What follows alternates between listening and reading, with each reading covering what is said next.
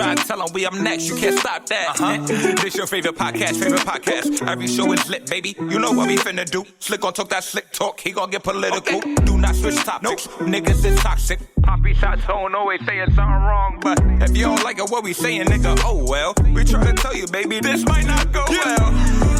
This might not go. Hey, that's it. One take. We're not even doing it again. Keep that. That's the one. Welcome back, ladies and gentlemen, to another episode of This Might Not Go Well.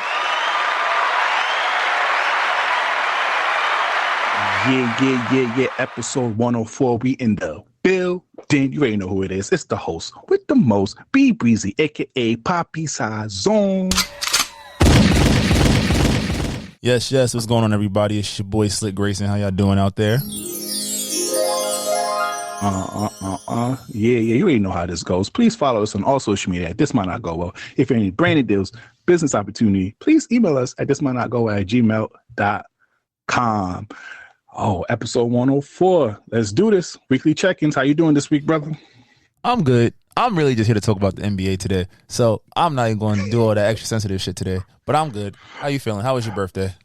Oh, great. Nice little solo trip that I had. Got to spend some time with myself, reconnect with myself. So I'm happy to be back. You feel me? You know the vibes. So even though I didn't get no twerk videos or nothing. You was beating your meat. That's what it sounded. You got to know yourself. Oh, like it owes me money.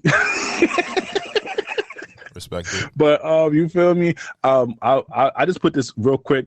I ain't gonna lie, Slick, you gotta cop the Hogwarts Legacy game, the #1 Twitch gaming right now. And yo, that shit, shout out to all my Harry Potter fans out here. You know, Gryffindor, you know where it's at. Shit hitting, bro. I ain't gonna hold you.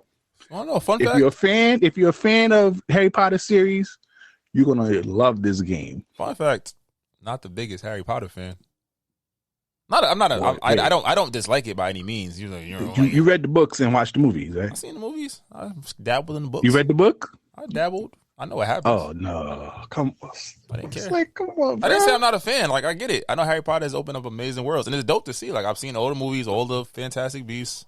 But you didn't read the book. I feel like you read the book. You're a reader. You're more a reader than I am. I'm an adult reader. I was not a reader as a child. I hated. Oh, so you was reading adult books. You was reading niggas. I remember. That's a fact. I'm not going front. This might never even go up. R.P. Eric Jerome Dickey. I don't know if you're familiar with this black author though. He had this book called Milk and the Coffee. Now I was not supposed to read this book as a young person, but my sister had it because my sister's like 9 years older than I am. I ain't gonna hold you, bro. Those shits be hitting. I see why girls be doing that shit. The book I read, I remember the long form book that I read for nothing had nothing to do with school. Nothing was was it Be More Careful? It's called Be More Careful. The sisters know about this. They were talking about that shit. That's what Who's that black female I don't think it's not Sister author? Soldier. If it was Sister Soldier, I don't know if it was her. But that shit was deep. But like I said, I wasn't a big reader, so I seen the movies. The movies captivating, but I'm not a diehard Harry Potter fan. Like the movie doesn't do the book justice. They cut out a lot. I know. I believe that they did, but I'm just saying I've seen it. It was cool. I might cop it when I tell everybody I don't buy video games during the school year because there's no point. I'm not gonna play. Yeah, you're busy as hell. Now, quick question, because you're a reader. Who's that black female author who makes adult book? It starts with a Z. Yo, I know my black female listeners, y'all know this because I know all the young girls starts with a Z. What? It starts with a Z because she had some not a sex. It's technically not a sex book per se. It wasn't Zane. Zane, yes, that's what it is. Zane.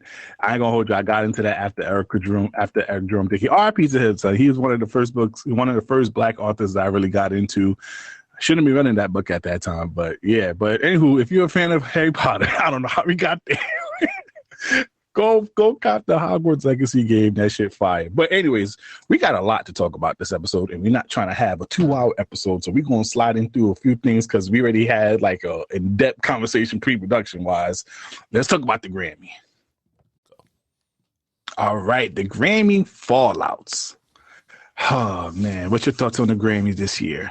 I didn't watch it. I gave up watching on the Grammys, but just in terms of major awards, shout out to I know Money Long. She won for one of the best R&B songs for Hours and Hours. Shout out. She did? Yeah, she did. She got Hours and Hours. Got a Grammy. I think the Chris Brown thing was crazy. I know it's weird when you're in the Grammys because it's definitely not popular music. You're seeing like different artists that are considered in your genre. So I know Chris Brown had a whole meltdown, like who the hell is Robert Glasper? And you actually go listen to Black Radio 3, and he had some dope joints on there. So shout And out a lot of R&B heads said he deserved, because Chris Brown was either that was going to win or Lucky Day. Yeah. So Chris Brown wasn't going to win, but it's one of those situations where it's like you get it when you're used. It's like they said Chris Brown is the kid in class who's so talented that he doesn't feel like he has to. He can be outworked. You feel me? So I was definitely. I knew Brezzy wasn't going to win, even though I enjoyed it. It's one of my favorite mainstream R&B projects. But I listened to the Robert Glasper joint. Do you think it's because he has so much? If he condensed the song, because I know why he does the song thing, so nobody can hate on him per se. But when you do an album, well, this album wasn't even as long as his typical albums, and it was. But it still was. It was an hour. It was like an hour and 10 minutes, which is like right now. A lot of albums are averaging about an hour. They'll come back to that range. But the deluxe album was. Oh well, deluxe I don't count. I don't think. Well, he wasn't nominated for the deluxe version. No. That's what it said as the winner. They put the deluxe album as the candidate. Oh well, if that's the case, but I think that this is one of those situations where it's like, yo, you got. I know he apologized and whatnot. I think that was more so a PR thing. But I think it's like you have to understand how the Grammys work. It's just not just sales. It's not just popularity. It's like your peers are voting on your project, and Robert Glasper certainly deserved it in the peer sense. Once you look at the numbers off the top of your head, you be like, who the fuck is that as well? But I get it. Beyonce broke the Grammy record. The performances were solid. She didn't win Album of the Year again, which is a very touchy subject. I think that, the Grammys, you know what you're going to get. You're going to get some interesting, noteworthy performances. You're going to see big names nominated. You're going to see possibly the biggest names win in their general category. And then, you're going to get to the quote-unquote big four, or the major awards. And then that's where there's going to be some controversy. So... I give it like I said, I don't really hold weight in it. Shout out to Beyonce being the most awarded female. Shout out to all the winners and nominees. I don't know. I think Beyonce did get robbed though on Album of the Year. I guess you want to talk about that. All right. Oh man, this is when we're gonna go viral over here, because we're not going viral for good reasons. We're gonna go viral because the Beehive is gonna come after my neck. I respect Beyonce. I'm giving a little disclaimer. I respect Beyonce. Congratulations to her for winning, being the most awarded winner in the Grammys. That's a big accomplishment, not only as a Black person, but a female as well. That's just an amazing feat. But I'm not sorry to say this. Sorry, not sorry. But her losing to Harry Styles ain't really that shocking to me, to be honest with you. Harry Styles, statistically wise, and the course of the whole 2022, promoted, did a tour, did movies, performed, outsold Beyonce for the whole year. She does not have no visuals for the album. She just announced the tour, which shout out to my peoples, because I know everybody was fighting online to get those tickets, and people was talking about sucking dick for some tickets. I ain't gonna hold you. They was going crazy for the Renaissance tickets. But his album was, I don't want to say more impactful, because the Renaissance album was very good. He just did more, and the album just was released earlier, and I don't see a problem with him winning. Don't kill me, though. A problem that he won, but you have to look at it. First of all, what is the criteria with which Album of the Year is voted on? And that's the most important question, because me and Slick was having a pre-production meeting about this.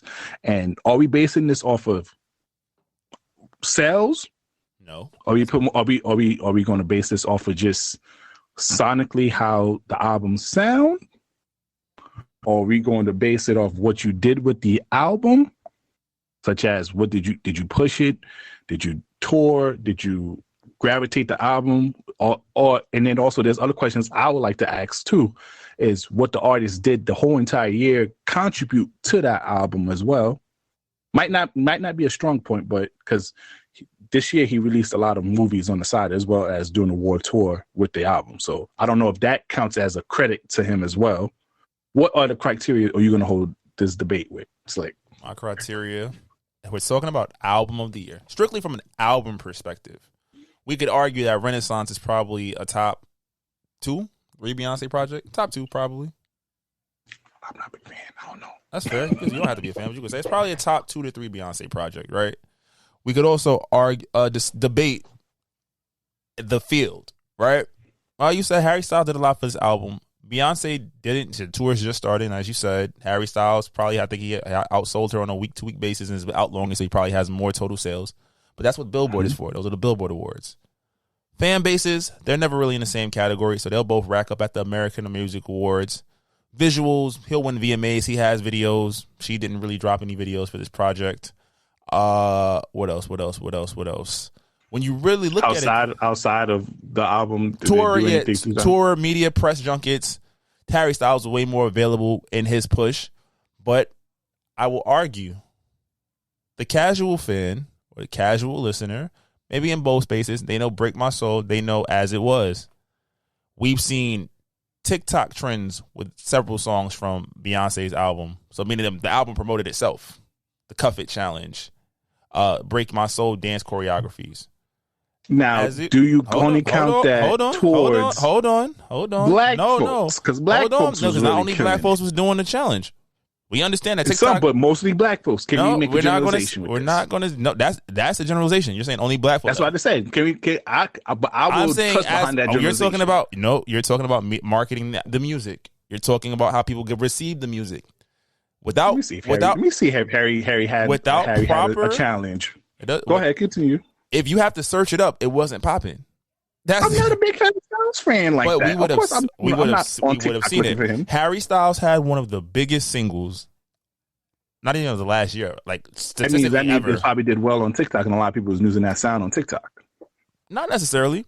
How many times has there been a number 1 record where you haven't seen a TikTok trend? I'm saying Beyonce's album was marketing itself. You want the autonomy of your music and your projects to do things on their own.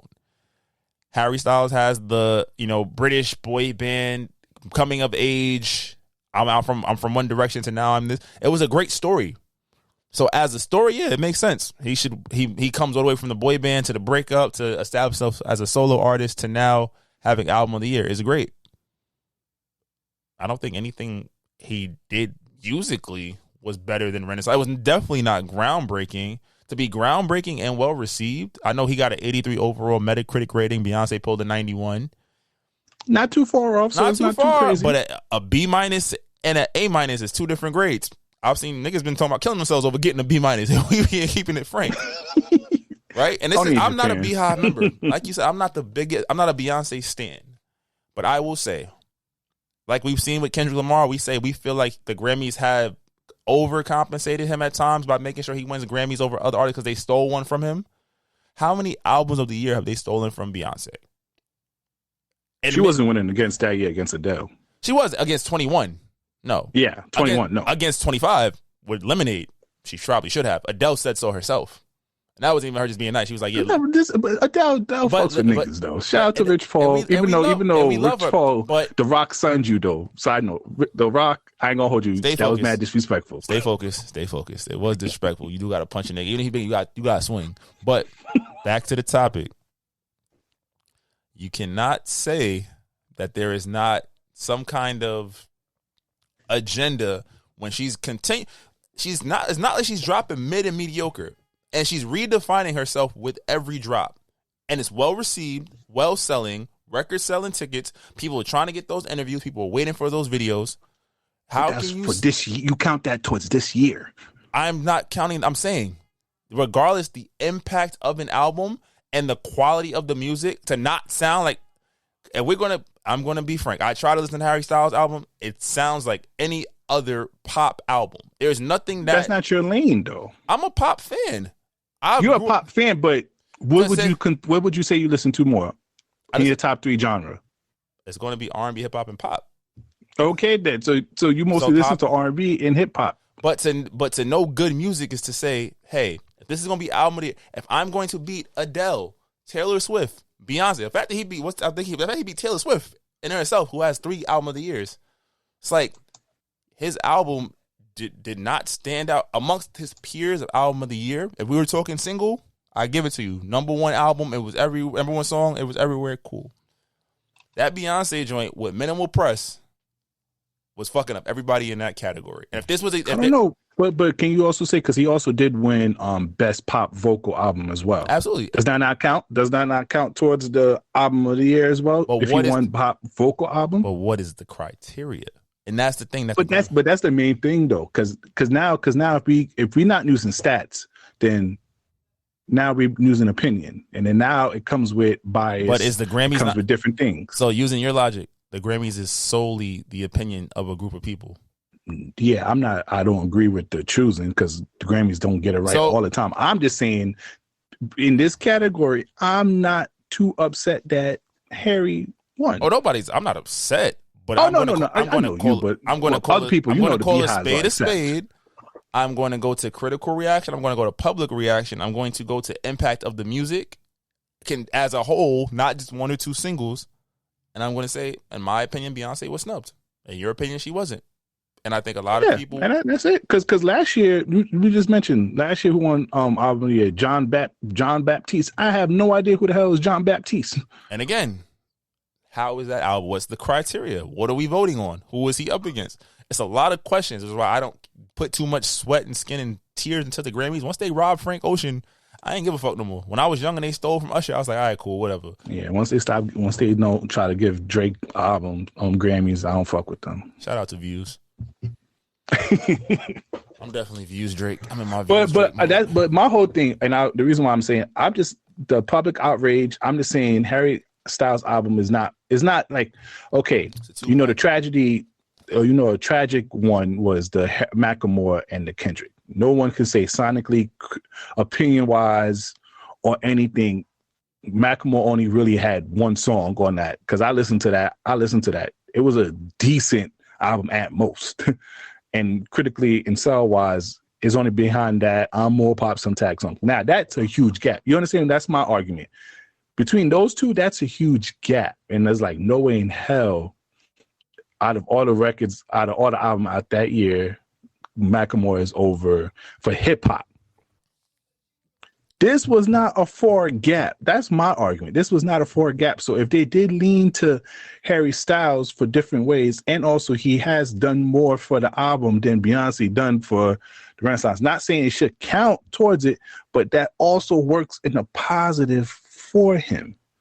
So I'm not upset that he won. And if she has done everything that Harry Styles has done for the album and also had the tour in 2022, then we can have more of an outrage. But you're going to tell me you released the album, no visuals, you just released the tour, you just released tickets to your tour in 2023.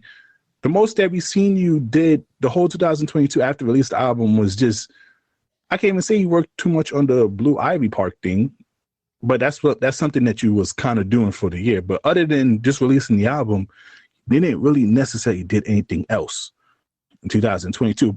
Not business-wise, because business-wise she does a lot, but just publicly, musically, she hasn't really done too much outside that album. And she just released the remix to Cuff It this year. Song of the week, by the way. Yeah. But now, if she had done the exact same thing that Harry Styles done, rubbed shoulders, did a tour, did movies, did all that, then I could be more publicly outraged, because it's just when I look at the total effort, it does not seem, and also if the gap is not too far wide, I can see why people would lean more to the Harry Styles album. What is that? It's a group. It's a small group of people. Like, I'm pretty sure if you survey people on the street, they would say Renaissance or Harry's house. You'd be surprised how many Harry houses you would get. And I'm saying that in a negative sense. Harry is popular. You gotta understand. Harry is popular. As it is popular. The overall album in its totality. We're talking about album of the year, not movie of the year. But that also works in his favor for being popular. You gotta understand he's been in the boy band, and he has other albums. We're not giving that point. We're not getting that point off, and I'm gonna tell you exactly why. Because if popularity mattered, so many more people would have Grammys.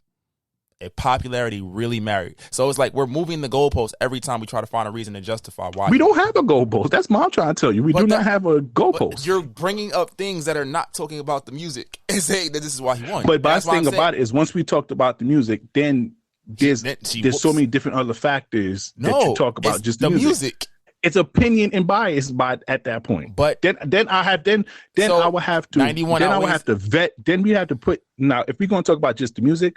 Now we're going to have to select 100 people. Now I'm gonna have to vet you thoroughly and see if you listen to both of these type of genre of music thoroughly. And do you think that happened? And do you have any bias? And do you think that do you happened? have anything? Do you think that happened?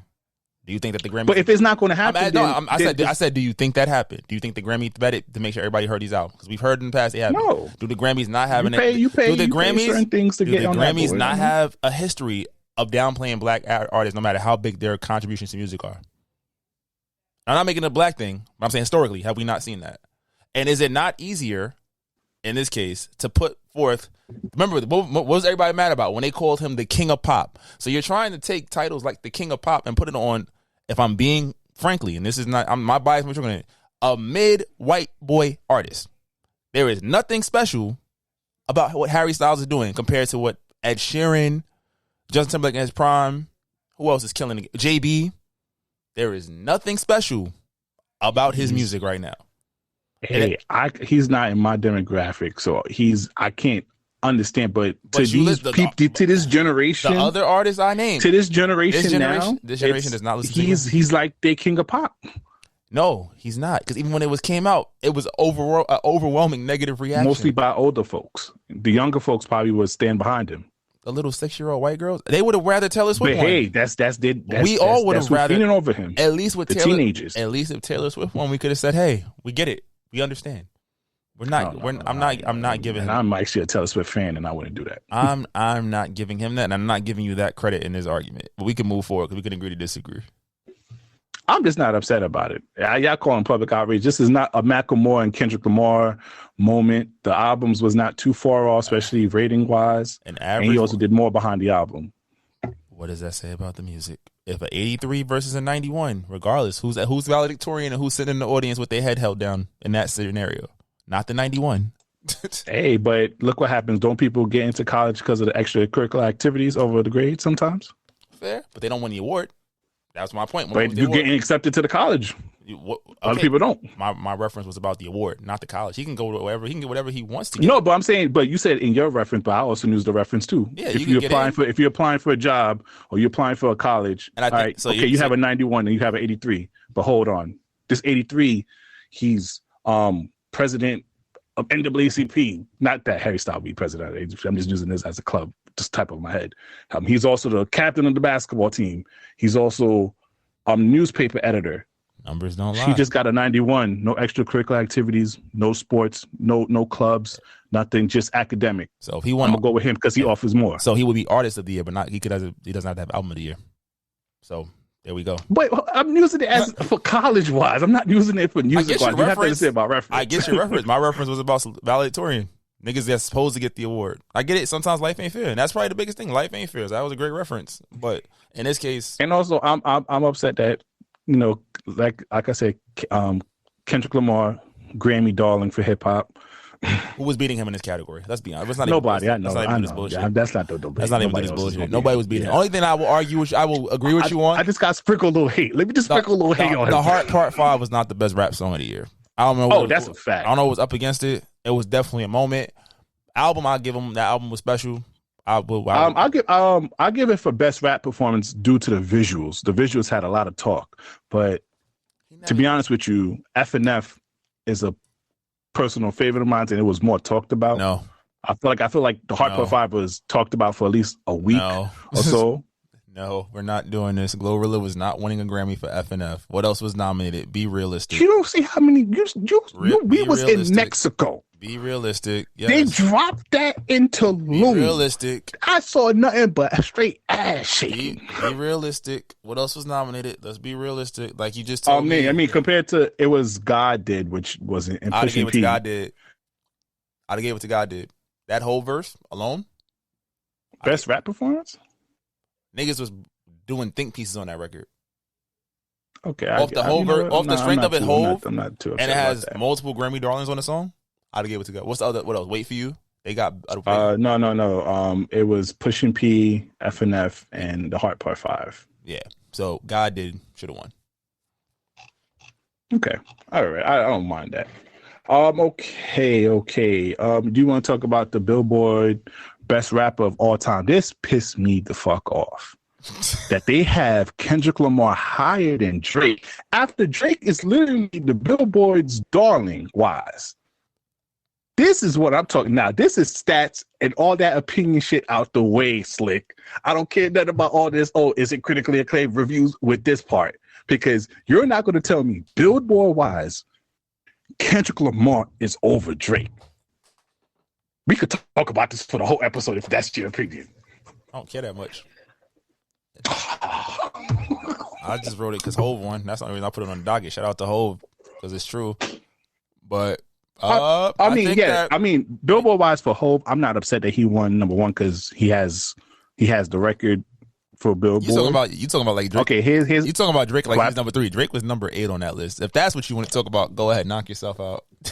Yeah, so the list comes out. The list is number 1, Jay-Z, number 2, Kendrick Lamar, number 3, Nas, 4, Tupac, 5, Eminem, Notorious B.I.G. at 6, Lil Wayne at 7, Drake at 8, Snoop Dogg at 9, and Nicki Minaj at 10. Sounds like storytelling. I really want.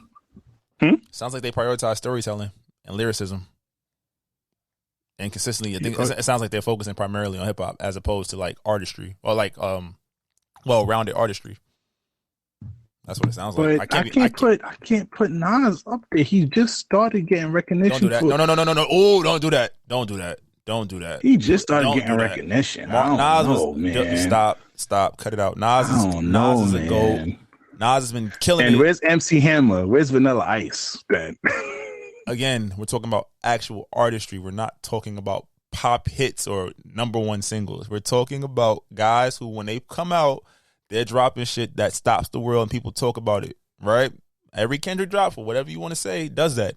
Every Hope drop, even, what was it, Kingdom Come? That was a little one. That was the weird album where I'm retired, but I'm not retired. Like, yeah. That you got to tuck that in, though. Sorry, everybody got a bad one on their resume. Except Kendrick. Okay, so they're saying that it honors when it comes to ranking and who or what is the ultimate best, whether you're talking films, TV shows, or anything like that. I mean, so the criteria is body of work, achievements, culture, impact, influence, and longevity, lyrics, and flow. Mm-hmm. Yeah, it sounds right. The fuck you put Kendrick Lamar over Drake? Lyric, flow, accolades. All you niggas IG captions is the reason why Drake should be over damn Kendrick. I have not seen one Kendrick caption yet. You're gonna be mad at me for saying this. Drake appeals to our surface level feelings. No. Drake appeals. He has. Drake appeals. Matter of fact, I could say he goes into the inner part of our feeling, stuff that we don't want to tell the public. Drake appeals to our surface level feelings in a sense of our identity emotionally, and those moments where, you know, Drake's music gets you to the spot where you just in like Marvin's room, you're in the bathroom, cups of the rose, who this bitch in my old phone, I need to call her type shit. Drake gets us to that vulnerable. Admit that publicly. They won't. But that's still the stat. Like, those are the sober. Everybody else on that list that's above him has talked about real shit, social issues, things that are bigger than just the individual. And I'm taking Lil Wayne. Well, Lil Wayne above Drake because Lil Wayne had a run when he was just unstoppable lyrically. And okay, now this is gonna get me kicked out of Brooklyn. Biggie, one of the GOATs. It is one of the GOATs, and he's automatically number 1. But that's just my bias from being Brooklyn. His body of work, longevity, and everything else. Because he died. You gonna say he can't be up there because he died? Hey! I just list the criteria. You ain't shit. I list the criteria. You said the nigga can't be Tupac. The reason why I'm letting Tupac live now because this nigga recorded mad albums and it looked like he didn't die yet. Okay. This nigga said that Biggie can't be above Drake because he died. There was no such thing as longevity. He did not. He has the culture impact. Longevity, you give that nigga a 1. Okay. Oh my God. We're not going to do this. Like, Drake has not been on a historic 10-year run. Over 10-year run. And I just said, Drake is the surface level. He is the I. He is us.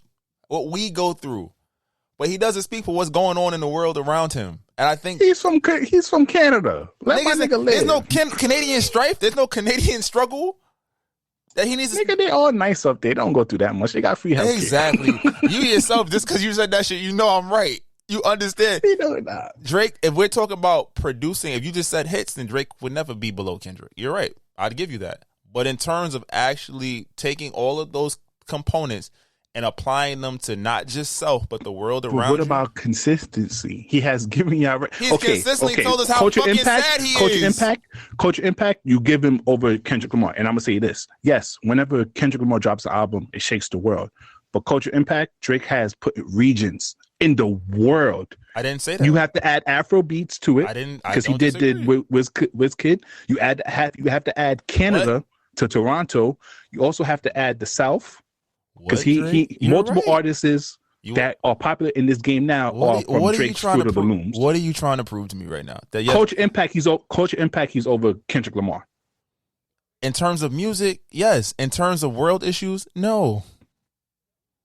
In terms of musical, Kendrick Lamar even talking about stuff that if you went to school you would know about. I'm tired of y'all giving Kendrick Lamar Culture Impact for stuff that black people should be knowing about black history anyways. But we don't. And I think that's the fact that he's niggas stay in school and stop selling perk 30s out here. Okay, look, just because this nigga talk about we was nigga, I know my slave history. If you want to slide Biggie's down to 8 and move everybody else above him, below him, up 1, that's fine. But you're not going to find out. And once they gave us a criteria, nigga, your argument died. No, it did not. Because Cultural Impact, who has Kendrick Lamar put on besides Baby Keem? And he didn't even put Baby Keem on, to be honest with you. He just kind of propels him a bit more. You're looking at it through one lens. I told you, out of all those niggas up there, besides probably Pac, yes, if it was about surface level, how I'm feeling as a person, Drake wins. But it's Culture Impact / influence. I'm gonna send you this article. I'm not gonna read it. I don't care that much. I'm just saying. I care. If that list, when you said those names, and I thought about it, I took my moment. Oh, that's kind of cool. It popped up on the screen. No, and I'm not fighting. I don't think Drake should be number 1. Jay-Z. You think Drake should be number 2? Jay-Z by far. So you think Jay-Z by far? You think Drake should be number 2? If you had to re-rank this, where you put in Drake at? So I can tell you you're fucking drunk. Okay, Jay-Z 1, Drake 2, Eminem 3.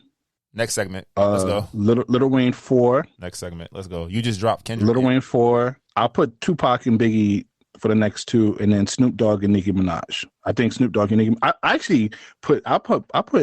Okay, you know what? I'm not gonna disrespect Snoop Dogg because when you look at his versatile impact and just how he's running the game, I could also say the same for Nicki. I would love to put Nicki over Snoop, but then also that's disrespecting. Does Snoop just have more longevity and he's been doing it more? So that's just that'll be a debate that I don't mind switching up for. Just as a female rapper and what she has done for the game. Eminem definitely should be top 3. What is Eminem? Eminem over Nas. All right, let's move on. I'm not doing this with you. Eminem not over Nas? No. Eminem not over Nas? No. Lyrically, you can't say nothing about that. He tells the same story. Culture Impact, he has talked about a lot of things, and white people go crazy for him. White people, he has done music. He has more body of work and achievement. He's over Nas. Nas just started getting achievements.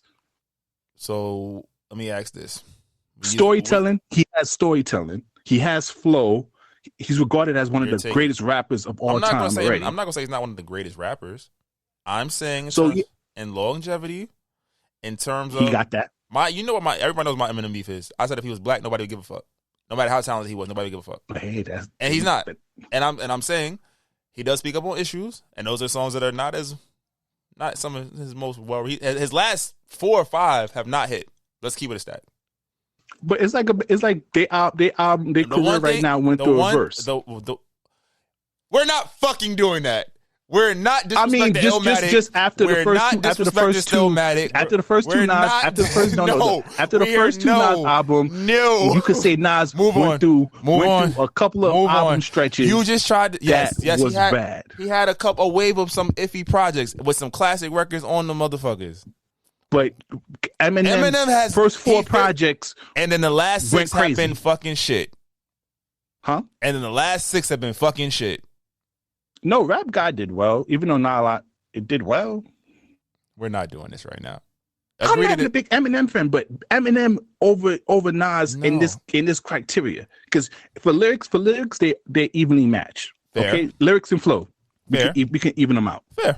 Longevity. I'd even say Eminem might be, because of the wordplay and the words permitted and shit. You might even give him the edge. I'll give you that. Now longevity, I'll slightly give the edge to Nas, because Nas been out a little, probably 4 years more. 4 years of hip hop is an era. Yep, 4 years more. So I give it to Nas a little bit. Okay, 1-1. Body of work and achievement, Eminem. What is achievement? Are we saying Grammys? So they said charted singles, album, gold plaques, and certification. Eminem. You got to give that to Eminem. Eminem automatically. White people buy albums. Fair enough. Now 2-1. Culture impact. Now, due to what you say, what your problem with him is because he's white, and he's white in the black stuff. He has slightly a greater culture impact. Hip hop would not be hip hop. Illmatic alone changed the way hip hop albums were produced. We're never going to say that his impact on the culture was different. What did Eminem made change? White people into hip hop more. He made people. Okay, he made white people into hip hop more. Nas is hip hop. There is probably no M. I think M would say this is wild to say his culture impact was greater than Nas. But there was a time Nas wasn't being respected though, because he made "You Owe Me," which was still a hit. He made "Hero." I am not respecting. That was a bop, and that was off the Nigger album. He made "Hero." That's a negative point for him. "Hero" with Carrie Hilson was not a bad song. But when you hear hip hop, you might hear more. When you talk about who you hear more about when you talk about hip hop, Eminem or Nas. I'm not talking about from all races, not from black. I don't give a fuck about what white people have to say about hip hop. Okay, but that's not. But you can't do that. Yes, I can, because that's the same people that would say Macklemore deserved to beat Kendrick, or Yellow Wolf was my favorite rapper. You can't just eliminate an entire race out of the discussion. How can't you? How can their qualifications discussed on rap? I know there's probably a lot of white people that have never listened to a Nas record. I don't know who the fuck Nas is, because they only listened to Eminem. Eminem was their gateway. So then they got who else? They got 50. They got who else? That was his greatest gift to me. He gave me 50 Cent. Thank you. And that too, and Dr. Dre and all that whole run, and then the shady aftermath and what he has done. And also you have to add Kendrick Lamar underneath that a little bit as well, because Kendrick Lamar came from Dr. Dre and Eminem a little bit of the aftermath. I would give it more to Dr. Dre than I would Eminem, but I see the point you're trying. And then you got it. Then you got to give a little bit to Griselda. So he does have some. He has some breach. He has some breach in this. He does, but we're not going to discredit, like, Nas is not the godfather of this shit, and that modern hip hop would not be modern hip hop without Nas. Because he said hip hop is dead. That's why niggas is still jumping on him. No, because he did Illmatic, which was the first hip hop project that featured production from multiple different producers across different songs. Instead of being this nigga pretending to be a gun, that's what you're going hard for. No, because you're not going to disrespect Nas. That's one thing. I don't even get you're from Queens. Okay, my fault. Not even. We're not going to discredit a GOAT in the space. Not saying Eminem's not a GOAT, but again, numbers isn't. But in this criteria, he's beating. So wait, this is 1, 2. I'm not giving you culture impact. And in this category we just put here, Eminem beats him 3 out of 5. What's the 3? I gave you 2. You give him lyrics and flows. Lyrics and flows, 1. Body of work. So that's 3. In terms of sale, what? No, I'm not giving him body of work. Body of work. It says charted singles / albums, gold plaques, and certifications. Okay, so 3 out of 5. The one that you're advocating for Nas is longevity and culture impact. And what's the one we're missing? Charts and flows. No, that's it. That's 5. Lyrics and flow is 2 different categories. No, it's the same. No, it's two different categories. Flows, you got to flows and lyrics. Flow Eminem, lyrics Nas. This nigga said what he said. I'm the small boy in the ball joint in the wall. Niggas gave. No. You know, I'm not a big. At best, I'll give you 2-2-1. Agree to disagree, but no. All right, let's carry on. We didn't even get to NBA. That's what I came here for. Let's go. Oh yeah, Super Bowl. I don't know. I don't give a fuck. I ain't really too hype about the Super Bowl. NBA. This deadline was the craziest deadline ever. Go off, Slick. Nah, it was wild. First off, Joe Tsai, you a hoe. You ain't want to get the Lakers Kyrie. Like, come on, God. Like, nah, petty. What's his beef with what's this beef? I think he just didn't want to do right by Kyrie. But then you turn around and gave KD away for 5 picks. And Mikal Bridges is nice. I ain't gonna shit on nobody you got back. But yo, you ain't even open the field. I understand partnership with players, but yo, these owners are bitches. I think that's the hardest part because I'm like, I get it. You want to do right by a player, but he's leaving. He's telling you he wants to leave and he signed a contract. You ain't even scour the market. I'm pretty sure somebody could have gave you something. Bro, the Suns still got 3 years. Bro. With KD. 3 years. With Devin Booker is only 26. Chris Paul, that's the scary part. Might be on his way out. Might be on his way out, but this might prolong. All he got to do is dribble up the court, pass the ball, run some offense. You don't got to worry about being a scorer until it calls for it. They got campaign. It says they might get Reggie Jackson. He got bought out by Charlotte after getting traded for Miles Plumlee. But, you know, shout out to the Lakers rebuilding that team in the midseason. Hopefully they have the chemistry. I feel bad for Russ. I didn't want to see him go out like that. You know, they're trying to do the smear campaign saying he's not, you know, he wasn't a good teammate at the end, which when you hear you're about to get traded and people don't want you there, how are you supposed to? Can you just put on the front and do your job? We live in a social world.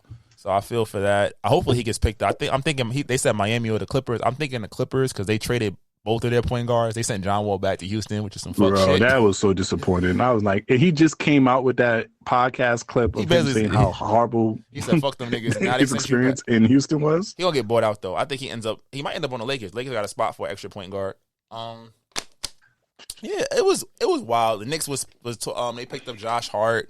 That's not a bad pick. It's not a bad pick, but where does he fit? You feel me? He's not a 40% 3-point shooter. He's a good defender. But he got defense. He's the best, but then whose spot do you take? Because the reason that Quentin Grimes starts is because he shoots and plays defense.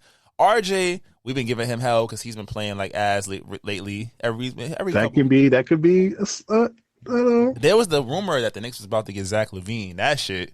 I don't know. At first, I was hyped. We need a superstar. We need one. Is he a superstar? He's not even an all-star this year. Okay, not a star. He's a star. We can put him as a star. We need what's it in 2K? Offensive threat? We need that. We need somebody outside of our point guard and Julius Randle that can go get a bucket. That's why I'm saying, like. But you have Julius Randle just throwing up random shit. They going in right now, so fuck it. But in the playoffs, we've seen that once that shit stopped, once teams figure out to force his ass right, force him into jump shots the whole game. I thought Kyle Kuzma was going to come back to the Lakers. I heard about that. They traded Hashimura instead. I think they realized like where the Wizards are at. They're in that weird space where like I'm not bad enough to get a top 3 pick, but I'm not good enough to make it past the play-in. So I think they're trying to just take. Porzingis is having a career year. Bradley Beal. I don't know. That boy, he lost his scoring title to Steph and then lost half his powers. I don't know what's going on with him. I know he wasn't vaccinated. He got sick. And also, he's still be getting injured and shit. So, I don't know, man. I'm trying to think. Pat Bev got traded. I was like, ooh, shit. Bro, I ain't going to hold you. He said the gang is back. I was like, as soon as he tweeted that, I'm like, oh, yeah, you out of here, bro. But it made sense. They had to trade Thomas Bryant. He wanted out, so they went and got Mo Bamba. Mo washed these hands, Bamba. I'm upset about that, though. Because Thomas Bryant really... Like, he surprised me this year. He surprised me. He put in effort. I watched the games.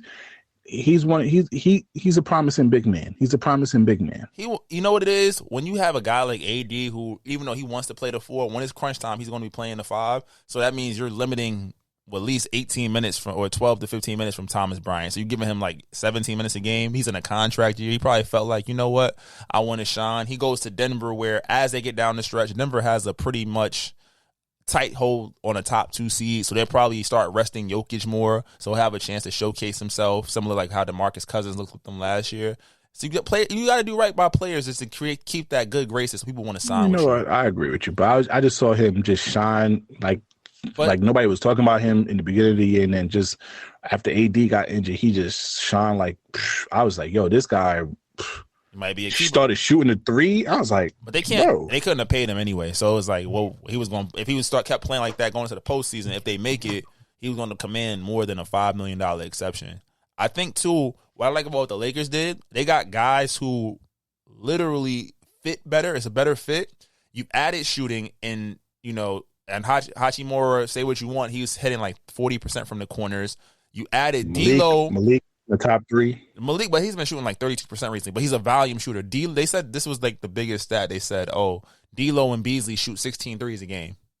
So right then and there, the Lakers are shooting 32% as a team. You add D'Lo, who's averaging 18 and 6 assists, and that's playing with a cramped front court, not really too many weapons on the wings outside of Ant-Man, and they're letting Ant-Man control the ball more. So now you put him out there. He can go out there, shoot the three ball, get that volume up. Beasley, Vanderbilt, sneaky pickup, small ball 5. Last year when he was playing center next to Cat, he was putting up double-doubles with high steal numbers, right? Light assists. So wait. Side note, I know we just talked about Malik Beasley. Shannon Sharp said something funny. I ain't gonna hold you. Scottie Pippen Jr. You my son. You my son. Where your mom's at, nigga? Fucking Michael Jordan's son. That's the wildest part. That's some wild shit, boy. I was like, the NBA don't. You better ask for that trade to be released. Scottie Pippen Jr. know if he stay on the Lakers, he gonna get a chance to start eventually because they only got 2 point guards, which is why I think like a John Wall or somebody, one of these point guards that's going to get bought out will probably, end up in that third spot. It'll be interesting to see. Who's the backup center? They have some dude named Wayne. Waylon Gabriel, and now Mo. Yeah. I mean, I don't know because now AD might start at the 5, and you bring Mo Bamba. Which I'm not mad at because I think Mo Bamba last year, he was killing when he got minutes. And I think at worst, shot blocking, defense, can space the floor a little bit. Gives you a little bit. He's less offensively talented compared to Thomas Bryant, but he has more defensive upside. And then still, there are guys like DeMarcus Cousins. There's rumors that Kevin Love might get bought out. Nerlens Noel might get bought out. So there's guys that they need to get a little bit more size, athleticism, defense. They can go get. I think Brooklyn is going to end up buying out Patty Mills. They're going to end up buying out possibly Seth Curry because there's too many wings on that squad after the KD and Kyrie trade. So you're saying, hey, there's some. And I think they're going to try to build around Cam Thompson. Let's not fall in love with back-to-back 40. 340 balls in a row. Let's not fall in love with somebody. Think about it. If we're in the NBA and you give somebody 25 shots and their thing is supposed to be able to score, they're not supposed to get 40, but they're supposed to put up numbers. And teams aren't game planning for him yet. Now, if we go through this last third of the season and he averages like 27 points a game like he did in college, cool. On good efficiency, they might have something. I know he was a freshman, top 5 in the scoring when he was in college, but what else do you do? Because there's a lot of guys in the league that can score that can't do nothing else, and they're out. Remember, Alonzo Trier was a bucket when he got to start. Not saying he wasn't putting up 40, but then he's out of the league. All right, now, this trade, I thought this wouldn't be bad. What if they was able to get Ben Simmons Lakers? You think Ben Simmons would get out his mental slump? Nah, I think for the price to play with that wouldn't work. I think that Ben, because they don't have that much leeway to you can't really offer Ben Simmons and get a lot. It's the money. Ben Simmons makes $40 million a year. We'd have to trade literally LeBron or AD or our whole team. Okay. So I think with Ben Simmons is he keeps saying you gotta wait, and that's true, but it seems like he's doubts every move he makes on the basketball court. His body is not, like when you come back from an injury, it's like your mind, you already fucked up mentally. But now it's like, how do I move? His body is not reacting. He lost his fiance. Why you always talk about asking for the ring back and shit? You always gotta talk about somebody losing their bitch. Relax. But nah. But then this might be the type of team that Ben Simmons needs. A bunch of guys that's gonna play defense, get out and run, right? I don't know what their Cam Thomas is a half-court option. They got Cam Johnson. They got Dorian Finney-Smith. They got Dinwiddie. Like, they have a team where it's like Bridges. They're not bad enough to tank because Houston still owns their picks. They own like 5 of their next 7 picks or some shit like that. Like, it's like they own 2 picks and they owe 3 pick swaps. And then, but they're also too talented to, they're talented enough to hang around to play in 6-7 seed. And they're 10 games above 500. So there's no guarantee that they're going to lose, 18, 20 out of the last 30. They're at least going to be in the play-in or go to the playoffs. Going to be annoying because they lock the fuck up. If Ben Simmons is going to do anything, he can guard right now. He can guard. And you add Bridges, you add Finney-Smith, you add Cam Johnson. Finney-Smith is a decent player, too. Nick Claxton, Royce O'Neal. Who else they got? There's a couple of people on that roster. Like, they play D. So now, do you think on the Luka and Kyrie situation, Mavs is going to work out? It worked with LeBron. It worked with KD. Why can't it work with Luka? It didn't work with KD. When they played, it worked. Think about it. When they even played like how many games together? Like 70 games or something. But when they played, they weren't losing. They just won 18 out of 20 games together. And the thing about it, Luka has been overexposed in the regular season, which I think leads to, can lead to burnout later on, especially since he didn't have Brunson this year. And Dinwiddie, he's having a good year, but he definitely is not an offensive hub like you would expect. Now Luka can go from playing 39, 40 minutes to playing 35, 36. Kyrie 35, 36. They still need an extra guard, but I think I like Cuban, but you think he's gonna give Kyrie the money that he wants? I think that it's a win-win either way. If it works out, great. I could pay you. We could figure out what the contract needs to be. If you want a 2-year deal, we could figure it out. I think if it doesn't work out, we cleared our books a little bit. We got some money freed up. We could negotiate sign and trades. The rumor is that Kyrie wants to go to Phoenix possibly to join KD. He can go to join KD and Devin Booker. Nah, if that happens, NBA got to veto that shit like Chris Paul. Why? The Chris Paul trade to Lakers. Yo, can we be honest? I'm not feeling Let's talk about that because I think that's one of the most ignorant takes about the NBA. Not from you, but just in general. The NBA vetoed that Chris Paul trade because the NBA was the owners of the team. That's something that no one ever says, right? The New Orleans team, whatever they were at the time, Hornets, whatever they were, their owner passed away or some shit like that, and they were looking for somebody to facilitate selling the team. So the league bought the team and then was going to flip it, right? They were going to sell it. As owners, I'm gonna ask this question: if I'm going to trade a top at the time 5 player, why the fuck am I taking back Kevin Martin, Pau Gasol, and Lamar Odom? What is that doing for anybody that wants to buy my team? Where is the star power? Where is the quality? Right? Instead, granted, yes, Chris Paul gets to go to the Lakers. It's a beautiful thing. That's a great story for the league, but I'm trying to entice somebody to buy my team, and my best player is Pau Gasol. But didn't Chris Paul leave like a few he got traded the same 1 or 2 years after that? He got traded the same season. But listen, what sounds better? It does sound better. Aging Pau Gasol, crazy ass Lamar Odom, and Kevin Martin, so we could stay in the playoffs. Because I think they had Darren Collison at the time. I'm not sure if they had somebody else playing guard behind Chris Paul, right? Decent young guard. Mm-hmm. Or this kid out in LA, the Clippers, Eric Gordon, who's coming off a rookie year where he averaged like 18, looking like he's about to be the next small, combo guard, and whatever else they got from the Clippers, right? I'm going to take that. At least then I can say, hey, you don't have aging veterans where you're going to buy this team, maybe make the playoffs, and then, have to rebuild, start the rebuild process now. So I think that's just one of the poor takes. We always remove context. Is it fair that Kobe didn't get to play Chris Paul? No, it's not fair as a fan. But from a business standpoint, I'm not giving y'all that. So I think that's one of the weird, that's like one of my most, like every time I see him, I'm like, you motherfuckers, y'all need to go read. Everybody's mad. But if you put Kyrie, Chris Paul, KD, and Devin Booker, come on. I think in that case they would trade Chris Paul. They already offered Chris Paul to get him last time. I think they would trade Chris Paul. Just having Kyrie, Devin Booker, and KD. What are we doing with Ayton? Yeah, that's a little crazy. What are we doing? But Kyrie would be a free agent. And do you let him walk for free? Or you be like, all right, we'll trade you Chris Paul, whatever other pieces we can cobble. We don't have to even give you that much. But it's like, I'm taking DeAndre Ayton. If I'm Mavs, I'm taking him. Absolutely. Because have him pair up with Luka, that's not a bad look. It's number 1 and number 3 picks from that draft. Yeah, you're absolutely right. But they got to be able to win. And it's like, maybe, remember, Ayton has been playing pussy because he was mad that he didn't want to give him a contract last year. Maybe this changes it. Maybe KD there, now it's like, oh shit, we a dynasty. Or maybe it's like, all right, you're right. Everything Ayton does, you could find in another center for half the price.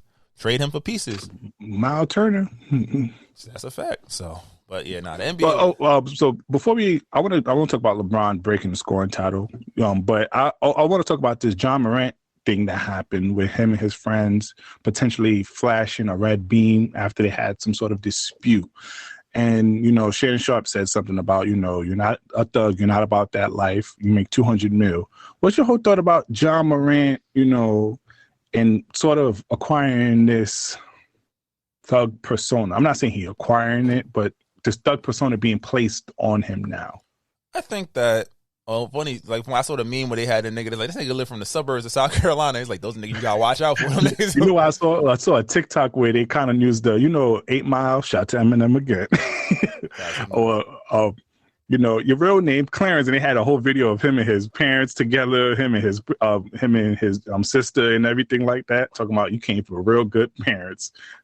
What's your whole thought about that? I feel like in a sense he's playing like it's him. Like it's not that he's a thug. I think he just he's had to be you got to be hard from coming from where he come from. It's at points and shit like that. Like got to protect yourself. They say he's from the suburbs. That's what I'm saying. But you still like those the worst. It's like you gonna talk shit to me because my family got a house and shit. My dad, because I got a dad at the game. You gonna talk shit about me? Like you got to be hard. But I think he's also in that position where it's like he trying to, insulate himself from all the outside noise and just do that dumb shit. I know they had that thing about the laser pointers and shit like that was stupid. Mm-hmm. If you really are doing that shit, you're going to turn yourself into a liability because the NBA don't want to deal with those headaches. You feel me? If he really running around like that, he's a fucking dummy. You're up 200 mil. You shouldn't even have nobody having those lasers if they're not. He's also 23. What dumb shit was we doing at 23? Imagine we had that kind of. Every time somebody really do something like, yo, imagine we had that bread. We'd be fucking stupid. But the thing about it is the Slick. The reason why I can't accept that now is because we have seen stuff like that played out in the NBA. We have heard of young players having guns and doing things of that nature. We had the Michael Beasley. We had the Sebastian Telfair. We even had the Gilbert Arenas. So this is not like it's a unprecedented situation. We have multiple stuff that shows like, yo, nothing goes down this hill. And then, so you having those type of energy around you, bro.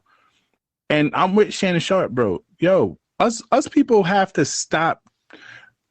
Like, I understand it's nice to have people respect you or fear you, not to play with your name because nobody wants to be disrespected. But you can still be respected and not have to standing on as a man.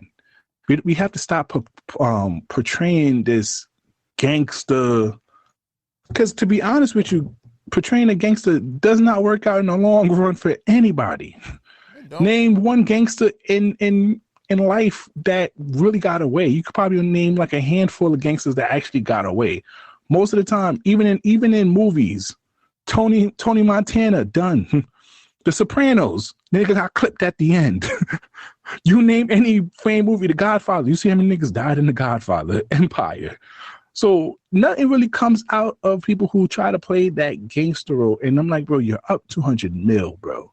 It shouldn't be none of that energy around you, bro, at all. And I feel like, and it's more so not to him, but more so just to people who comes into that, try to portray that toughness. And I'm just like, bro, learn from the rappers.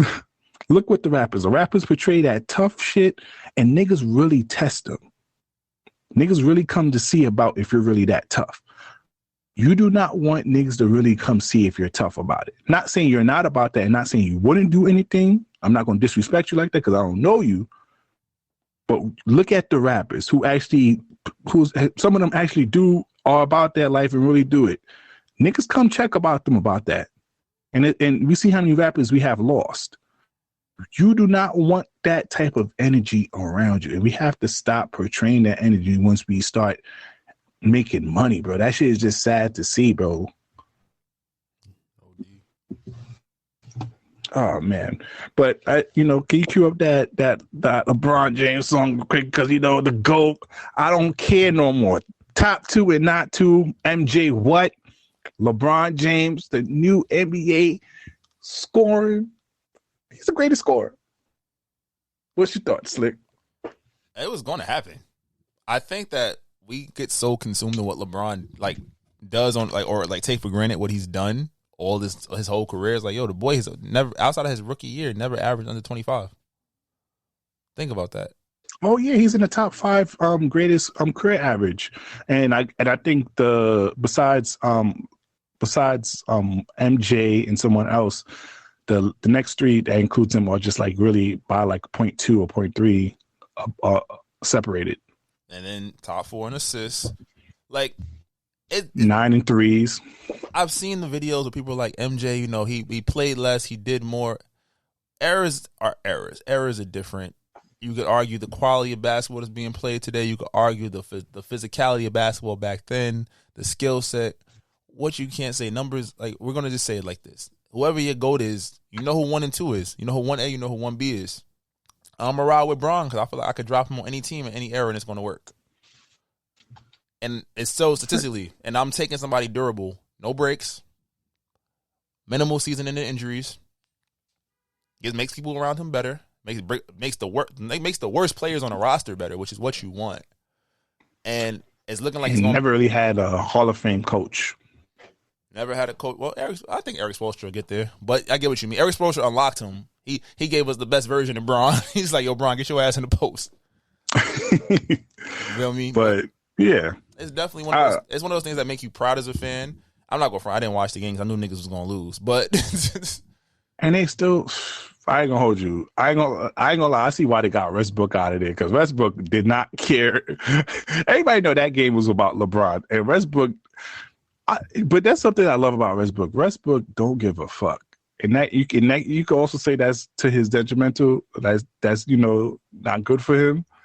He's gonna play his game no matter what it is, what's going on. It's a Fendi, but yeah, it's a beautiful thing. So I think we're gonna run this record for Bron. We're gonna play a little bit of it. This is Future. I'm that nigga. I'm that nigga. Oh my God. He was playing that last. I ain't gonna lie. Shout out to Savannah James. Girl aging like wine. No disrespect, LeBron, because I fuck with you heavy and I want to meet you one of these days. So I'm not gonna be disrespectful, but shout out to her though. Holding it down, birthing 3 kids. Shout out to your mama Gloria. Shout out to you, James, man. Like she said, stay in the present, kid. You feel me? Enjoy this moment. Shout out to you, LeBron. Yeah, but try to make the playoffs, though. Stop taking games off. Y'all about to be 25 and 32 after you lose to the Bucks tonight? Come on, bro. Do better. Come on. Oh, yeah. He's off this week. He's not playing tonight. That's fucking up my fantasy once again. Don't do this. That boy's still lit. All right. So now we play a little music. Let's get into a little music action. Quality Control is made a new deal to sell for $323 million in stock and cash to Scotty Barn. Scooter. Oh, Scooter Barn? Yeah, he's the manager of Justin Bieber. He was working with I've been hearing about him a lot. Don't he have T Swift's catalog as well? Mm-hmm. That's why she been What else? That's how he was. What else is this nigga? He's Justin Bieber's got manager. Money. He probably is well connected in the industry. I think he used to work with her manager or something like that. So he probably had signed over deals to it. I think his whatever company he owns, I think wherever she originally was signed to, he bought the company. So when you buy the company, you get the master. So he didn't want to just give them back to her because they were too valuable. She couldn't afford them apparently. But that's how it go. I'm happy that they got the money that they did, but I'm also kind of sad about it because I feel like sometimes just as us black folks, I know they could take this money to create new ventures and new opportunity for other black artists, but I kind of like having black ownership. You know what I mean? I kind of like the idea of, QC is a black owned thing and it could be a staple. Like Def Jam went through a whole lot of changes. It's not really too many. And then Bad Boys, even though Diddy still like the face of it, kind of went through a lot of changes as well. Like I just kind of like the idea of black ownership in this black culture, and I don't really like to see it, especially by a guy who's been acquiring a lot of stuff lately. And also, music catalog is being sold everywhere now. I don't know what's going on in the future. I'm kind of a little skeptical about what's going on because Justin Bieber just released it for $200 million. They about to sell now. They selling half the mics. Michael Jackson is for $800 and $900. I'm just like, what's going on? For half of it, not even the whole catalog. He getting a billy. Then his estate's getting almost a billy. That's half. Michael Jackson though. But if Justin Bieber making $200, some of y'all niggas is capping out there. If Justin Bieber sold his category for $200. Then what songs does Justin Bieber really have when you think about timeless records that we're going to be revisiting? That's another part Baby. of it. When the last time you heard it or seen it and using any type of but it's still going to generate money. I don't know if he has a timeless song yet. Peaches. I got my I don't peaches know. out of Georgia. When the last time you heard that? In my radio. Exactly. Nah, I think. But I'm still a little sad. What's your thought about this? I agree. I think that as black businessmen, I think a lot of time the sad part is that like you get to a point where you do sell to a bigger venture. I think that we kind of do cap ourselves out in spaces and like, all right, at this point, we've done what we thought we wanted to do. Let's sell it and move on. They said it like we're not selling out. We're trying to move on and do new things. Yeah, I think that Scooter Braun is somebody who we've seen. Yes, he is accumulating a lot of different properties and projects and things of that nature, but we've seen what he's done for Bieber. His relations with other artists outside of Taylor Swift have been pretty beneficial. Let's just hope that he's going into this with integrity and has a vision. I think that's a lot of people. A lot of black people sell their IPs and things of that nature to people that don't have a clear vision and plan for what they're going to do with it. They just buy it and then it's like, okay, I don't like this. Let's do this, that, and the third with it. So let's hope that it was sold with some integrity behind it, that they're going to maintain those artists and push them into new lanes and new light. No, the artist is still going to continue their affiliation with the Universal Music Group. So I don't think in the current roster they're going to have anything to do with Lil Baby, Migos, and them. Oh, damn. So it's even better. But I just don't like. I just think the idea. I mean, that's why I say I hope Coach K and P do something great with it, and what opportunities they make around black culture with it. But I just don't know. I just kind of like. I feel like just the history of just hip hop has been bad for us, to be honest with you. Most of these labels that are running hip hop that's gatekeeping are not owned by black folks. Have done bad, gave us numerous bad deals. A lot of our old artists, a lot of our historic artists are not being respected as such. There's no real ownership. And anytime we do get ownership, we quickly sell. I just don't like the idea of it. I just kind of, but I understand it though. It's business. But I feel like for hip hop, do black people really own hip hop? Do they? In terms of what? We don't own shit. There's like, can you really showcase black ownership in hip hop? No. And that's sad. Can't. We don't own it. We sell out of it. We make our money off. We profit off of it. But then we don't even profit the most. We getting like we getting 24 million. They making 240 or 2.4 billion. But that also leads to we want people to respect our culture, but we don't even have enough respect to maintain and own our culture. Well, that's because black people feel like money is the way to erase all or to get all the erase all the pain that we go through. And I think that that's a fairy tale. It's a fallacy that we've been sold that money can heal all hurt, and it can't. If you hurting broke, you won't be hurting rich. You might just be hurting while getting your dick sucked by a bad bitch on a yacht. You still won't be hurting. You know what? That don't sound too bad. But yeah, I just want ownership. But let's continue though, because we have other stuff to talk about. What do you think about the Migos and the Jay Prince situation? So Jay Prince recently went to $1 million worth of game. Shout out to Gilly and Wallow. They're doing great things over there. And they kind of was speaking off the Takeoff situation. And also, Jay Prince had a couple of things to say about Offset and how, people wasn't really messing with him. So I don't know why he's really talking. And I kind of understand where Offset was coming from. Like, bro, you're speaking too much on, I've done 5 interviews since the passing of Takeoff. And they haven't said nothing yet besides give the condolences and say, RIP. And you're trying to clear mob ties from this thing. Have some more respect, bro. Hip hop gangsters. I'm not saying like we know that Jay Prince, Jazz Prince, like we understand like they've come in and pretty much indirectly said like mob ties is a real thing. Like we see it. It's real shit. But I think it's just done in bad taste. I think that you're coming up here to address a situation that's still fresh in people's minds. I know that at the Grammys, they said Offset and Takeoff got into a fight because Offset and Quavo got into a fight because they didn't want, Quavo didn't want Offset to come on stage with him during the tribute and whatnot. So it's obviously still fresh wounds in a lot of this situation. And it's disappointing that, again, as black men in prominent positions, that street shit, like you said, you made it to a point. Why we still got to play gangster? You feel me? And I'm just saying right now, no disrespect, Jay Prince, because because Drake is part of Mob Ties. These young cats don't have respect like they did back in the days. Because Jay Prince saved a rapper from getting kidnapped from Master P back in the days. Like he's really tapped in. But I'm just saying, this new generation of niggas do not have respect for what you did in the past. So I don't think boasting or not boasting, but kind of bragging about mob ties ain't gonna really like give you that influence that you want, because these young niggas do not care. That is offending.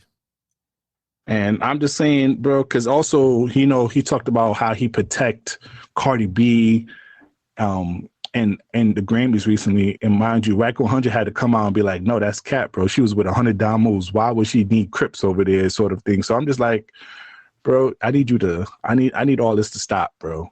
Let take off. Rest in peace. Let their family mourn. And let's not talk about the situation at all. You feel me? Oh, you have SZA appreciation on the topic. I'll let you get your shit off. Oh, no. She just posted another thirst trap, and I seen her at the Grammys, and I was like, God damn, who is your surgeon? And refer it to the rest of these ant body women out here. But that was it. Just shout out to her. You know who didn't need that surgery? My boo, Kaylane. You see that shit? My girl been in the gym on this world tour, and her shit caking. Yeah, your girl is with her girl, so relax there, big fella. Nah, she was throwing it back in the club. Mind you, it was her gay stylist, but hey, she was throwing that thing. See, I was about to say something wild, flagrant. I was like, I know you was gonna tell me I should pretend to be gay to get behind it, but I wasn't gonna. I was about to say, all right, Brian, about to do something strange. Right. Okay, I think we made it to our song of the week this week. Please go to our Apple Music playlist to go listen to our previous song of the week. Go to your favorite streaming platform of the day, Stitcher, Audio Mac, Cloud, whatever. We are on there. What's your song of the week this week, brother? I got two. First up, Tone Stith, man. This is my guy. This is not even a new rap. All right, that was Faze, Kaysan, Black Ops, and you can find our previous song on our Apple Music playlist. But that's not what you're here for. You're here for the people's choice, the people's favorite, Slick. Drop it. I can be toxic, but so what? You gonna love it here. Shit, fuck is you talking about? We have fun over here. It's very fun here. And it's fun indeed. Welcome to the TSA, the Toxic Service Announcement. All right. Slick and I holding it down this week. We're going to have some guests in the future, though. People hitting us up. I think we're getting popular out here in these streets, Slick. But I got a couple topics here. Next week is Valentine Day, Slick. Mm-hmm. How fellas should be giving it up this year, man? Talk to the fellas over there. I think you gotta show your partner that she's special, and like you gotta show your man that he's special too. I think that we've come from. I think the biggest reason that we saw a lot of like the dissension, especially in our talk, like men ain't shit, women ain't shit, everybody ain't shit, because everybody was just too afraid to be vulnerable. So Valentine's Day is like that one day where even if you walk around with a stick up your butt, well, you get to actually take a step back, man. Let's do something nice for each other. Let's enjoy each other's company. Let's set the mood. We don't gotta fuck tonight. Tonight, let's make love.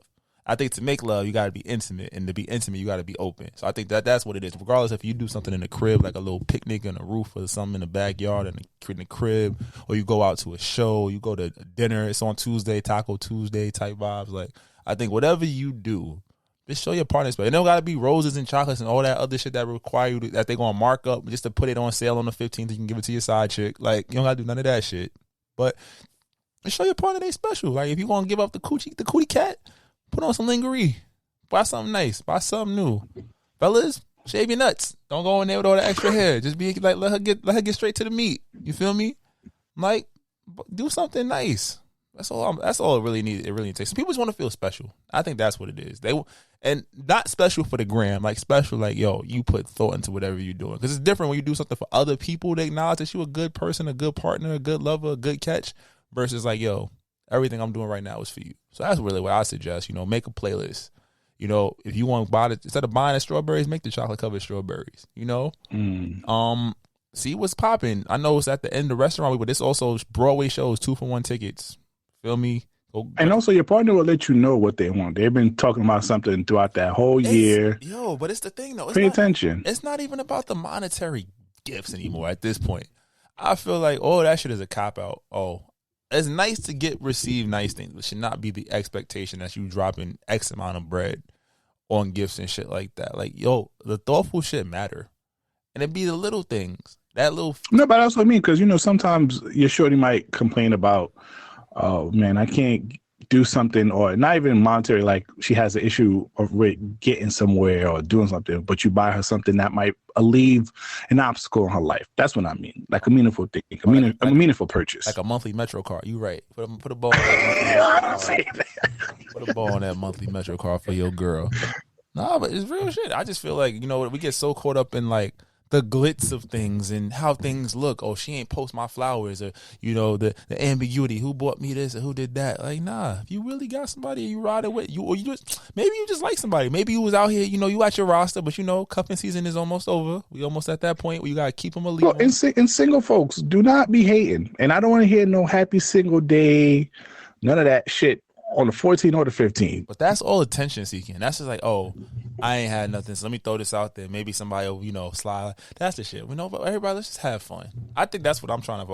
I'm honestly trying to cut. I just want love to exist again. That's why I 100% agree with you. Like, I want love to exist again. I feel like we have too much of this gender war going on. This is not even that toxic, which I'm surprised.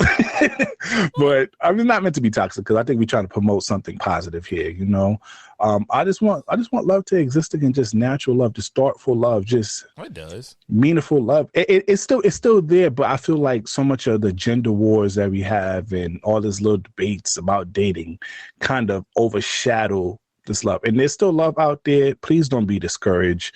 There's someone there out. You do not, you know, fall under Twitter. I had to tell myself that sometimes, because I be seeing some of the stuff that be on Twitter, some of this discussion.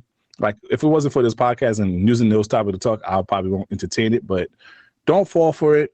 Just, show that special someone. Like, restaurant week is still going on. So go to a nice little restaurant. Get just really connect. Really just, I don't want to be light skinned, but just really embrace and fabricate in this thing called love. Like, yes, love is not necessarily a positive thing. Love takes a lot of work to happen. And, it's not easy. Don't get me wrong, but love can be a beautiful thing once it's done right. This is going to sound crazy. I talked to my therapist about this. She agreed with me. It's okay to exist in the hopeless, in a sense of like, accept people for who they are. Don't prescribe. Oh my God, you brought this hopeless. I did. But I talked to my therapist, so I knew I wasn't bugging, right? But I'm not even taking it in the way I normally take it. Like, accept people for who they are. Accept yourself. Acknowledge people's flaws. And enjoy the moment. Nothing is guaranteed. Nothing is promised, no matter how long you've been together. And life is short. Have fun. You know that nigga wasn't shit when you got with him, girl. But it's okay. Once you accept that and stop trying to change it. You ain't shit yourself, mama. Just Exactly. throw it back. Exactly. Enjoy it. Have fun. That's really the key. Oh, all right, man. There's a few other topics I want to talk about. What? I ain't gonna lie. If your shorty pull up in those red boots that's been going on over there, are you fucking with it? The Astro Boy shits, I want them. Yeah. I want them. Them shits look like fucking AirPods. They do. You want those shits? Yeah. I'm dead ass. They like, what, $345? They flipping for like $1,200? They $350. And they flipping for $1,300? Yeah, I want them. Really? I'm surprised you being a fashion person yourself. I am a fashion person, and it's trendy. It's something I want it for the flip. I don't want them for personal wear. Okay, but you gonna need at least 6 people to take you out. You see that video of that nigga struggling to take those boots off? Boy. That's cool. I'm never gonna put them on. Them shit is getting shipped right to the sneaker store to get flipped. Hold on. You can't sit here and advocate that so you can resell that shit. Why not? It's a business venture. But you're a fashion person. I'd better see you wear it. Could I wear them? Yeah. I don't have any, like, my widest fit pants. I don't know if they'll fit them, but you use your skinny jeans. Nah, I don't wear skinny jeans no more. First though, relax. I don't do that no more. It's definitely about the regular fit. The slim fit is as far as it go now. The skinnies have been thrown out. Nah, imagine a nigga getting jumpy. You see that? I bet you getting jumpy. You see that big ass red you boot? You gotta be happy. It's all rubber, and you know his whole foot don't fit. So it's actually like getting hit with a boxing glove. You be all right. You could take those. If there's Timberland boots, it's different. It have like a spike sole. I ain't gonna hold you. You getting beat by an AirPod. Nah, I fuck with it. I think that we're in the cartoon stage of technology. We're gonna have flying cars in like the next 50 years. We might get to enjoy that for a little while. Everybody's just doing some wild shit. This is some Operation Kids Next Door, some wild shit. It's creative ingenuity. Should look like Mega Man. And if niggas can, I bet if it came with the little wrist gun cannon shit, niggas will rock that shit too. So I'm not mad at it. I'm not. I ain't going front. Niggas in the hood not gonna be up on it. You can't wear them shits in the hood. But if you Nah, Fabi already caught one. Bobby had them on. Yeah. Oh, that's what's up. I fuck with it. Yeah, like come on now. You already know only thing Travis Scott got them shits. of course the celebrity they know where to put them. And like I said, all the TikTok kids, all the fashionista blogger people are gonna have them. Like it's not as far fetched. Like they definitely are an oddity. But I remember when Yeezys and certain other sneakers were considered, abnormal to wear. The funny part is I didn't realize this is the same company. Remember when Lil Nas X had the Air Maxes with the blood in the sole? Oh, them devil sneakers? That's the same company that's doing this. Mischief. Shit, the Illuminati. This shit the Illuminati. That's fine. They about to have us all wearing triple XL bootcut jeans. Yo, some nigga put, what's the monkey off of Dora the Explorer? Oh, boots. Boots? Those are boots. Niggas say niggas looking like boots out here. No, I'm not mad at it. Fuck it. I think the thing about fashion is like it really comes down to what you're comfortable in. And I think that one thing with fashion is that the way hype goes, trends are going to pop up where we're going to look back in 10 years and like, I wore that stupid shit. Like them skinny jeans. I was like, ooh, nigga, my nuts must have been sweating on them shits. Now it's like, all right, cool. Now I'm wearing a baggier clothes fit. I'm like, shit. I feel like I'm back in 2006. So that's the fashion thing about that. Oh man. Okay, I'm glad you know. I might wait them for my birthday, high key, matter of fact. They come out on the 16th, right? Yeah. See, look, okay, I told you, I already know. I mean, I'll be judging you, but you don't care, so it doesn't matter. That's really fashion. When you stop giving a fuck, like I wear shit to work. So I'm like, why do you never dress the same? Your style is so inconsistent. I'm like, it's inconsistently consistent. I can switch it up every day. I love it. All right, so there's a lot of questions I want. We could get a little more toxic. I think we came a little too part. We could have a little fun. I'm being dead. Wet dreams, man. What? You know that J. Cole song, Wet Dreams, man. Yo, I ain't gonna lie, bro. Do you remember any of your wet dreams? No, it's funny. I don't think I ever had wet dreams. I just woke up with my dick hard. I was like, yo, I gotta call her, man. Help me. You know what? I don't think so too. But I did have a sex dream, and this is the random ass person that it was a celebrity. It was Alexa Sky. And I'm like, I have no idea why the hell she was in my sex dream, but I was tearing that shit up. Nah, I was gonna say, I don't think I've ever. I can't recall. I don't think I've never had a wet dream. I never woke up like, oh shit, what the fuck? But I've had I woke up with the hammer, like, hold on. I can't go to school, Ma. I can't. You gotta wait. I'll get there by myself. It's like nothing's worse when you start getting it in and something wakes you up and you're like, what the fuck? Like, and you try to go right back to sleep as fast as you can. You can never get that dream back. You can never get that. Yo, we gotta work on that guy. Yo, next life update. We gotta be able to rewind dreams. Like, all right, yo, rewind. Like, come on. Sometimes if you do that half wake up, you can go back to it. Like, oh wait, no, not yet. I'm here. But once you fully, I had one with Vanessa Hudgens. That's because you're fucking obsessed. What? She was doing her little baby voice. Over. Out of there. What? Nah, I don't. You know what? Too. I'm like, but you ever had a celebrity sex dream? Shit. So now they think it's this dick. Never mind. Oh my god. Never mind. I'm sorry.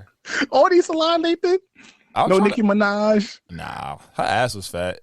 You know what? I don't know. I think that I've always been so into sex. I think I've never had to. I'll fantasize about it, but I've never dreamt about it. That's probably like the wildest thing. Like it's like, oh yo, shit, she bad. Oh shit, damn, where her nudes at?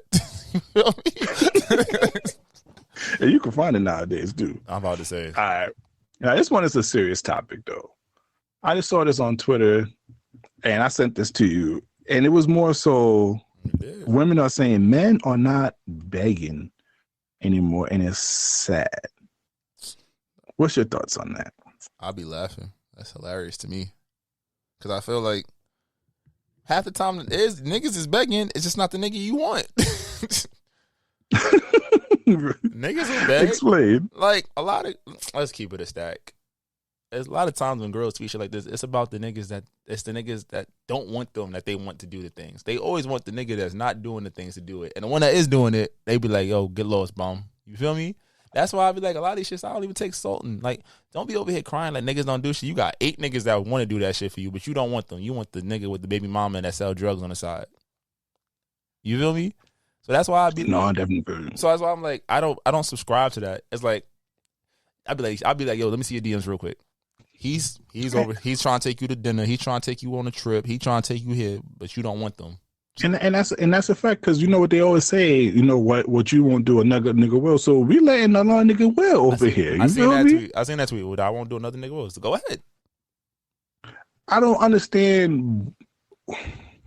I to be honest with you, bro, women confuse me in this dating shit sometimes, because it's kind of like you try to take their word for it, and I think that's one of my biggest issues. I try to take women's word for their face value, but what I'm learning here is what they say and what they do are two totally different things that they want happen. Yeah, I complain that guys, when they approach you, which I have valid claims for, you know, they could harass you and everything. But then on the other hand, I complain that guys don't approach y'all no more. Then when guys was begging and keep sweating for the pussy, y'all was upset about that. You stop doing it. You asking where it's at. It's like with your girl. You ever slap your girl's ass a lot of times? She's like, stop. And then once you stop, she looking at you like, why you stop slapping my ass? You don't love me no more? I remember when you used to do this. And you're like, wait, you just complained this whole entire time of me slapping your ass, and now I stopped doing it. Now you complaining. Now you thinking something is up. It's offending. It happens. It be like that. But fuck all that shit. Slick, I want to talk about what we was talking about earlier before we close this out. What the fuck is with me in this podcast over here? Let's talk about it now, Slick. Because Slick put into my information how the persona of mine, and we talked about this a lot of time, and we're going to continue talking about this until this change over here, Slick. What the fuck is wrong with girls and me having a podcast, Slick? If you have any branding deals, business opportunities, please do not go well. We are here. You are here. I'm about to leave you. I've been holding this in this whole entire time, and I have a problem with this. Because once again, Slick, you know, was talking to some other people. Not that I was too deep in them. I don't care. I'm not necessarily caring about what they say per se. I just don't like the general aspect of it. Of me, due to things that I said on this podcast. Because you know what pissed me off, Slick, when I was thinking about it too, is I try to be PC. I try to be on the other side. What did they say? Oh, Brian, you're a pussy. You're being too PC now. Where's the old Brian at? I can't give them the old Brian because the old Brian is not getting no pussy off of this shit. So what the hell am I supposed to do, Slick? What the hell am I supposed to do? Be you, I guess. How am I being me stopping pussy flow of it? You was not in the right pussy pool to be cropping off the pussy, apparently. and this all becomes because, you know, my name was mentioned as a potential suitor, and automatically, oh, he got a podcast. And they think what I do on here, which I keep saying, this is all entertainment, baby. This is all entertainment. Not that I'm really interested per se into you, but I just don't like the general discussion about my name and me having a podcast. I don't understand this. And then also, you said previously in our pre-production, what I post on my Instagram. You don't have no conversation with me. Y'all don't approach me this way, and you just gonna take my shit for face value, Slick. Nah, Slick. Don't leave me out here by myself, Slick. Don't leave me here out myself. No, it don't happen to me. I don't know what the fuck what you want me to say. Mind you, this nigga be halfway with me with everything too. You know, green and everything, and I'm catching heat off of here. I have the air of mysteriousness. I don't post. I don't interact. What air of mysterious nigga? You be agreeing with me? I agree in a politically correct way. Nah, that shit pisses me off. Because what have I said that's been so entirely wrong? I asked you to suck a little dick. And told him to shut the fuck up. There was that one time you did say girls on the platform talk about shut the fuck up and eat pussy. I don't see no outrage for that. It's giving sassy. Yo, I can't win. Over here. But Slick, you know me personally. You know that. I vouch for you. You know what? We're going to talk about your friendship and how you are a bad friend over here. You don't be vouching how I want you to be vouching over here. What do you want me to say? I don't want you to really vouch. You just be like, nah, he cool. Nigga, I need a little. What am I supposed to say? What you want me to say? You want to go talk now? What am I supposed to say? Look at you. Quiet. Man, this nigga here, boy, he over here sending me, typing me a whole message and script to speak. No, because my audio fucked up. I was talking loud shit. Nigga, I want you to add a little more razzle dazzle. Now, my nigga 6'7", he got a good job. You know, he's educated. They know that. I don't hang out with dummies. And you told me. You know, he light skinned. You feel me? You know, he a good dude, funny dude. He got good. You know, he's inside now. Like, I'm still getting judged off of shit. You know what? The thing about it is, I don't like this. Because my whole card can't get deleted, but women whole card could get deleted out here. Now we talking about this, Slick. We here. We are here right now. I'm leaving, so I'm about to literally turn your mic on. You can bend all you want. Let me roll out, because this is a bullshit out here. This is a real bullshit. I have no problem. I have not been a hoe. You can't really find no girl who talk badly about your nigga out here. But niggas out here doing this shit to me, yeah, nigga, I'm having a mental breakdown on this. I had to add it up because we was mad positive on this toxic segment, so I had to bring a little toxicity into it. That's why I'm doing all this. But hey, happy Valentine Days, niggas. Ladies, he's not a hoe, I swear it. Don't listen to this episode. Oh, don't listen to this part. And then also, just because I post shit on my Instagram, I'm gonna do me, because fuck it. I'm Mr. Him Jung-un, Himmy Turner, Himmy Neutron, Him Duncan, Mr. Himmy like Beanie Man. Now, please follow us on all social media at This Might Not Go Well. If you need branded deals, business opportunities, please email us at thismightnotgo@gmail.com. I'm the motherfucking host with the most. BPC, aka Poppy Sazon. I don't know what I just witnessed, but it's your boy Slick. Y'all be great, and we'll see y'all soon. Takao. Distinct beats. Try to tell them we up next, you can't stop that. This your favorite podcast. Every show is lit, baby. You know what we finna do. Slick gon' talk that slick talk, he gon' get political. Okay. Do not switch topics, niggas is toxic. Poppy shots don't always saying something wrong, but if you don't like it, what we saying, nigga, oh well. We try to tell you, baby, this might not go well. This might not go. Hey, that's it. One take. We're not even doing it again. Keep that. That's the one.